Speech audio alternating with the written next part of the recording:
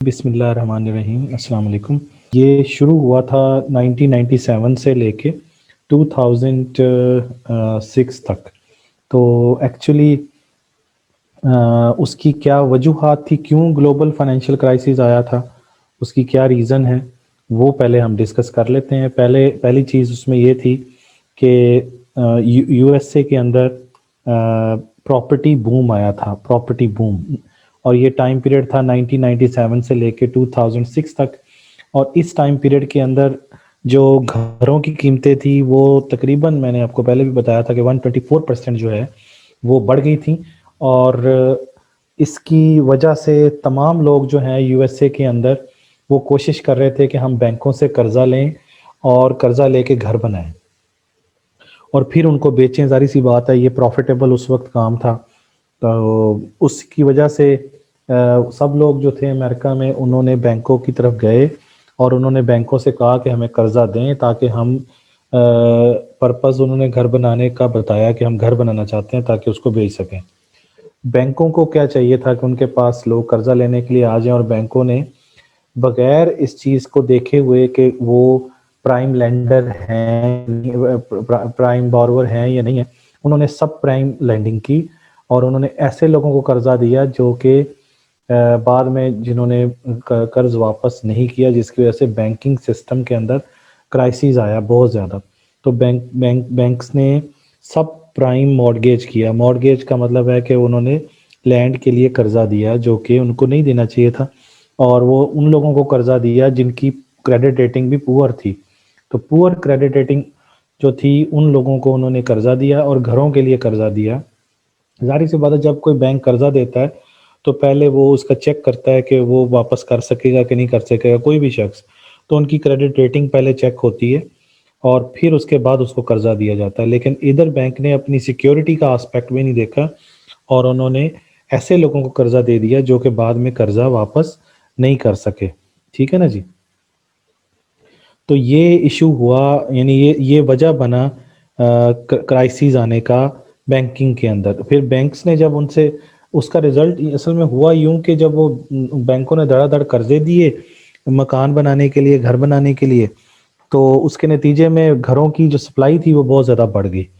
جب گھروں کی سپلائی بڑھی تو ظاہر سی بات ہے کہ پھر گھروں کی قیمتوں میں کیا آ گئی، کمی آ گئی۔ کسی بھی چیز کی سپلائی بڑھے تو اس کی قیمت کم ہو جاتی ہے، تو گھروں کی سپلائی بڑھنے کی وجہ سے گھروں کی قیمتوں میں کمی آ گئی، اور جن لوگوں نے گھر بنائے تھے بینکوں سے قرضے لے کے، ان کی اصل رقم بھی ان کو نہ مل سکی، اور انہوں نے بینکوں نے جب ان سے کہا کہ آپ ہمیں واپس کریں پیسے، تو جو آپ نے قرضہ لیا تھا، تو انہوں نے کہا جی ہم نے تو گھر بنائے ہوئے ہیں وہ قرضہ لے کے، لیکن وہ جو گھروں کی قیمت ہے وہ اتنی زیادہ گر گئی ہے کہ ہم آپ کی اصل رقم واپس کرنے کے بھی قابل نہیں ہیں، انٹرسٹ ریٹ تو ایک طرف رہ گیا۔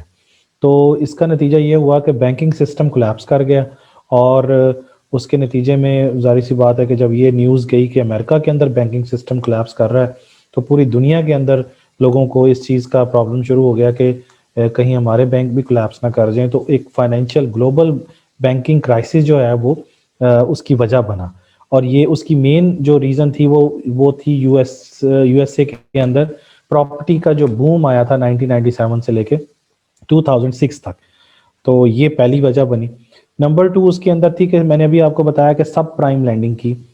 سب پرائم کا مطلب یہ ہوتا ہے کہ پرائم کا مطلب امپورٹنٹ ہوتا ہے، سب پرائم کا مطلب ہوتا ہے کہ امپورٹنٹ نہ ہونا۔ امپورٹنٹ نہ ہونا مطلب کہ ایسے لوگوں کو قرضہ دے دینا جو کہ بینکوں کے لیے امپورٹنٹ نہ ہو۔ بینکوں کے لیے امپورٹنٹ وہ لوگ ہوتے ہیں جن کی کریڈٹ ریٹنگ بہتر ہوتی ہے اور جو واپس بینکوں کو قرضہ کر دیتے ہیں، لیکن جو لوگ بینکوں کو قرضہ واپس نہ کریں، ظاہر سی بات ہے کہ وہ سب پرائم لوگ ہوں گے۔ تو بینکوں نے کیا کیا، انہوں نے ایسے لوگوں کو قرضہ دینا شروع کر دیا جو ان کو واپس کرنے کے قابل نہیں تھے، نہ ہی ان کو انٹرسٹ ریٹ پے کرنے کے قابل تھے، یعنی borrowers had no way to pay back اور to maintain the interest payment۔ وہ انٹرسٹ پیمنٹ بھی نہیں دے سکتے تھے اور نہ ہی ان کی اصل رقم واپس دے سکتے تھے۔ تو بینکوں کو یہ پرابلم کا سامنا کرنا پڑا۔ اس کے بعد تیسرے نمبر پہ تھا کہ انٹرسٹ ریٹ جو تھا، یہ ہم پڑھ رہے ہیں کازز آف دی 2007-10 کا فائنینشیل کرائسس۔ فائنینشیل کرائسس کیوں آیا، تو اس کی وجوہات کیا ہیں، تو اس کے پیچھے یہ سارے فیکٹرز ہیں۔ تو بینکوں نے ریٹ آف انٹرسٹ جو ہے وہ بہت زیادہ کم کیے ہوئے تھے. جب زیادہ ریٹ آف انٹرسٹ کم ہوں گے تو ظاہر سی بات ہے انٹرسٹ ریٹ کم کیوں کیے جاتے ہیں؟ انٹرسٹ ریٹ کم اس لیے کیے جاتے ہیں تاکہ بینک جو ہے زیادہ سے زیادہ قرض دے سکیں. جب بینک انٹرسٹ ریٹ لو رکھے گا تو لوگ قرض زیادہ لیں گے, اور قرض زیادہ لیں گے تو پھر وہ ظاہر سی بات ہے انویسٹمنٹ کریں گے, گھر بنائیں گے, ملک کے اندر خوشحالی آتی ہے, ملک کے اندر روزگار کے مواقع پیدا ہوتے ہیں, کیونکہ جتنی زیادہ انویسٹمنٹ ہوگی اتنے ہی لوگوں کو روزگار بھی ملتا ہے. تو یہ چیز تھی. لیکن اس کا نتیجہ کیا نکلا؟ اس کا نتیجہ یہ نکلا کہ دھڑا دھڑ لوگوں نے قرضے لیے اور پھر وہ قرضے واپس نہ کر سکے, اور ریزلٹنٹلی بینکنگ جو ہے وہ کرائسس آ گئے. پھر پور regulation on the financial sector, یعنی ایک یہ اگلی وجہ, یہ ساری ہم پڑھ رہے ہیں کازز پڑھ رہے ہیں, causes of the financial crisis. تو آپ کے سامنے جب یہ دیکھا گیا کہ امریکہ کے اندر انہوں نے جو سینٹرل بینک کا رول ہوتا ہے بڑا امپورٹنٹ ہوتا ہے ہر ملک کے اندر, ہر ملک کے اندر سینٹرل بینک کا رول بہت ہی امپورٹنٹ ہوتا ہے, اور وہ بینکنگ سیکٹر کو ریگولیٹ کر رہا ہوتا ہے, ریگولیٹ کا مطلب ہے چلا رہا ہوتا ہے. لیکن اگر وہاں پر سینٹرل بینک کی ہدایات پر عمل نہ کیا جائے, اور سینٹرل بینک کی ہدایات مینز مانیٹری پالیسی پر عمل نہ کیا جائے, تو پھر وہاں پہ ظاہر سی بات ہے کہ وہ فائنینشیل سسٹم کولیپس کر جاتا ہے.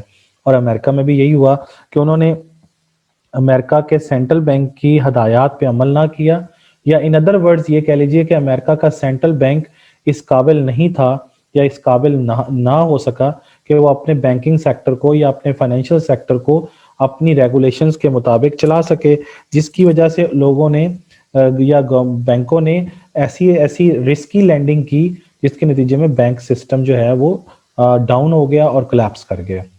اور اس کے بعد اگلا جو پوائنٹ بنا, وجہ بنا کس کا, کرائسس کا, وہ وجہ تھا excessive complex financial assets.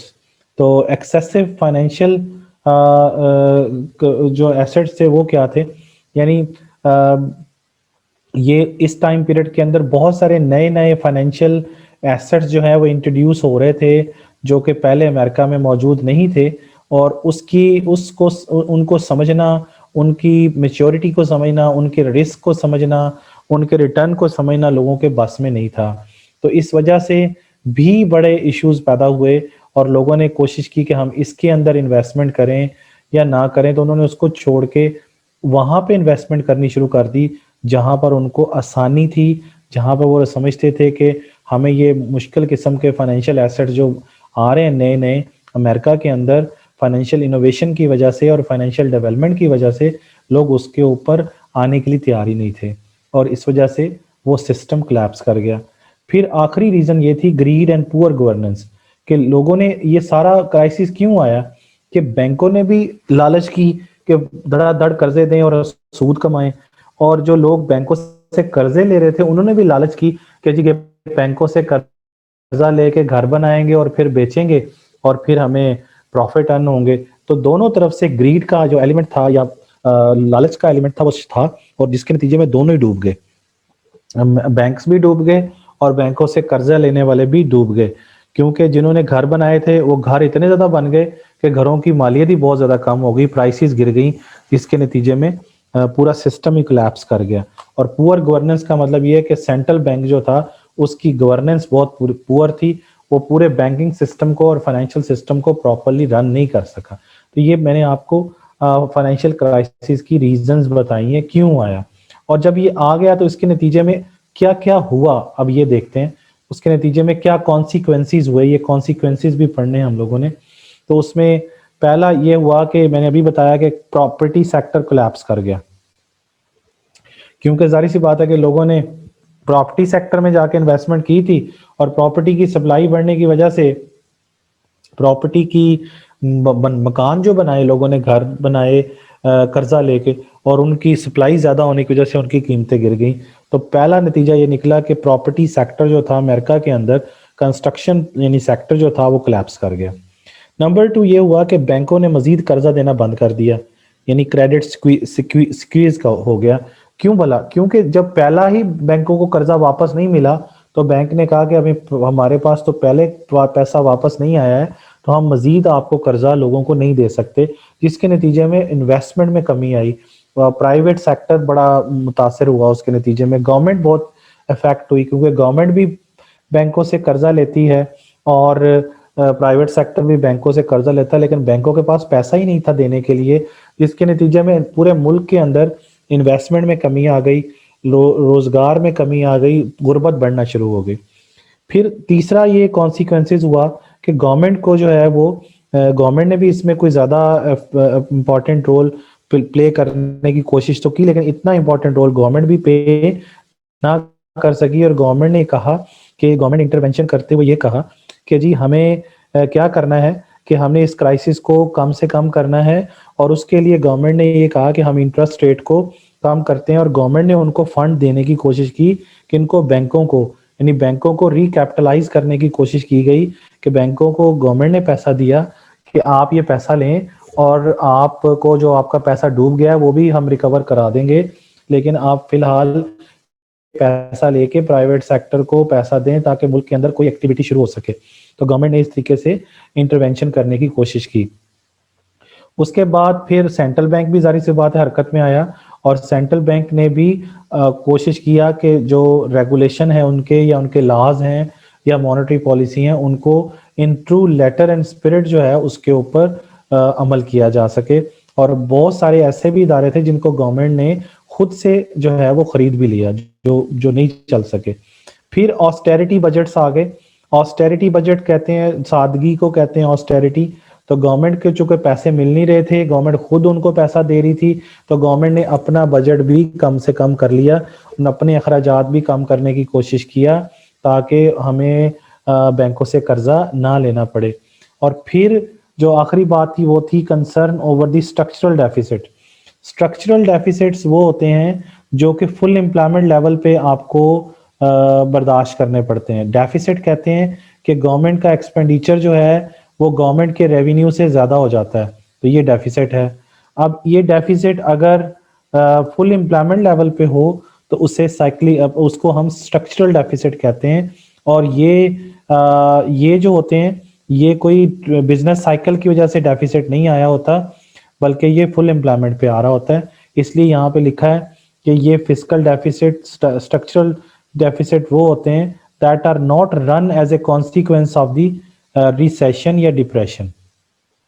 Recession یا ڈپریشن جو ہوتا ہے وہ بزنس سائیکل کہلاتا ہے, اس کے یہ فیزز ہوتے ہیں, اور but rather these are perpetual. تو یہ آپ کو مطلب فل امپلائمنٹ لیول پہ ان کو گورنمنٹ کو برداشت کرنے پڑتے ہیں. یہ وہ ڈیفیسٹ ہوتا ہے اسٹرکچرل ڈیفیسٹ جو ہوتا تو فل امپلائمنٹ پہ ہے, لیکن اس کو گورنمنٹ کو ان کو مینیجیبل کرنا پڑتا ہے. یہ مزید آگے چل کر آئے گا اسٹرکچرل ڈیفیسٹ, میں مزید اس پہ بھی ڈسکشن کروں گا, لیکن فی الحال یہ سمجھ لیجئے کہ ڈیفیسٹ کا مطلب ہے کہ گورنمنٹ کے ایکسپینڈیچر گورنمنٹ کے ریونیو سے زیادہ ہیں, اور اگر یہ ڈیفیسٹ فل امپلائمنٹ پہ ایگزسٹ کر رہا ہو تو اس کو ہم اسٹرکچرل ڈیفیسٹ کہتے ہیں, سمجھ گئے. اور بزنس سائیکل کی وجہ سے جو ڈیفیسٹ آتا ہے اس کو ہم سائیکلیکل ڈیفیسٹ کہتے ہیں. دو ڈیفیسٹ میں نے سمجھانے کی کوشش کی ہے, ایک سائیکلیکل ڈیفیسٹ, ایک اسٹرکچرل ڈیفیسٹ. سائیکلیکل ڈیفیسٹ وہ ہوتا ہے جس میں business activity up and down جاتی ہے ایسے, یعنی کبھی بزنس ایکٹیویٹی اپ ہوتی ہے کبھی ڈاؤن ہوتی ہے نا, یہ اسے کہتے ہیں بزنس سائیکل. اس بزنس سائیکل میں کبھی ریسیشن آتا ہے, کبھی ڈپریشن آتا ہے, یہ 4 فیزز ہوتے ہیں. تو ان 4 فیزز کی وجہ سے جو ڈیفیسٹ آتا ہے, اور خاص طور پر ان میں 2 فیزز ریسیشن اور ڈپریشن. ریسیشن یہ والا حصہ ہے جس میں اکنامک ایکٹیویٹی ڈاؤن جا رہی ہے, یہ ڈپریشن ہے یہ والا جس میں بالکل ڈاؤن ہے, جس میں ایکٹیویٹی ڈاؤن جا رہی ہے. اس طرح یہ بھی ریسیشن ہے, یہ والا یہ ریسیشن ہے, اور یہ بالکل ڈاؤن آ جائے گی, یہ ڈپریشن ہے. ان دونوں میں جو گورنمنٹ کو ڈیفیسٹ برداشت کرنا پڑتا ہے اسے سائیکلیکل ڈیفیسٹ کہتے ہیں, اسٹرکچرل نہیں کہتے.